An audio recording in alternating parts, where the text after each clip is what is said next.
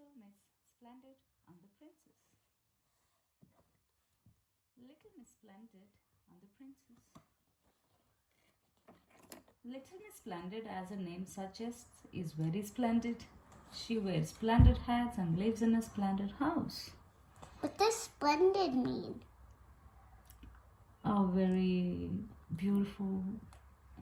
Oh, fancy? Fancy things, yeah. Oh. And how does Little Miss Splendid know she is so splendid?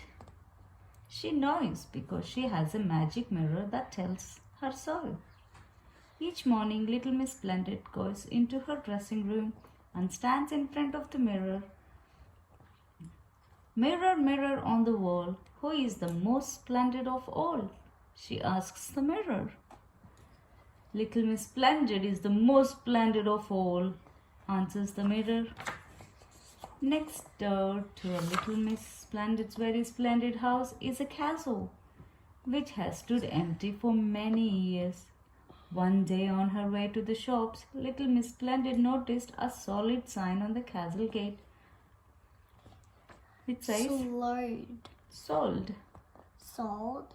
I wonder who has bought that, she thought to herself. The following day she found out Little Miss Splendid was woken by a fanfare of trumpets. She looked out of the window to see 3 removal vans and a very splendid looking coach and horses moving in procession up to the castle drive. A princess had moved in next door. At first Little Miss Splendid was very excited. Living next door to a princess must make me even more splendid, she told herself. As she walked to her dressing room, she put on her most splendid hat and got ready to visit her new next door neighbor. But before she left, she stood before her magic mirror. Mirror, mirror on the wall, who is the most splendid of all? She asked the mirror. The princess next door is the most splendid of all, answered the mirror. Little Miss Splendid could not believe her eyes. But I am the most splendid of all. Not any longer, pointed the mirror. Little Miss Splendid watched the princess for the rest of the week. She looked at the prince's splendid coach. She studied the prince's splendid crown. And she noted the prince's splendid robe. Everywhere she went, nobody noticed her any longer. All they talked about was the princess and how splendid she looked. Little Miss Splendid grew more and more jealous of the princess.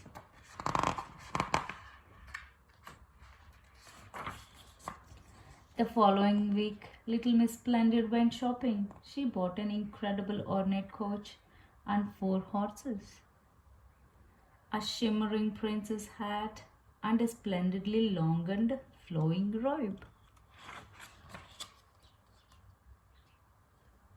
Little Miss Splendid was so pleased with her new purchases that she went straight into the town to show them off. But no one took any notice of her. Good morning, Miss Splendid, said Mr. Happy, without any comment on what she was wearing. Did you hear that the princess is coming into town later? I can't wait. It's so exciting. A very disappointed Little Miss Splendid went home and looked in her magic mirror. I do look splendid, she told herself, admiring her reflection. But the mirror disagreed. The princess next door is the most splendid of all, said the mirror. And if I may say, you look a little ridiculous. Little Miss Splendid was dismayed. But what could she do? The next morning, the answer came to her when she was reading the newspaper. The princess had placed an advertisement for a coachman, a maid, and a butler. Little Miss Splendid smiled to herself. A little later, she went round to see Mr. Bump. There is a job going as a princess coachman, she told Mr. Bump. It would be perfect for you. Really? Said Mr. Bump, as he accidentally broke his window. He hurried over to the castle to apply. Then Little Miss Splendid went to see Little Miss Scatterbrain and suggested that she apply to the prince's maid. Really? Said little Miss Scatterbrain, rushing off to the castle as fast as she could. Lastly, little Miss Splendid visited Mr. Muddle, who was very excited at the idea of being the prince's butler, although he took a few wrong turns before he remembered how to get to the castle.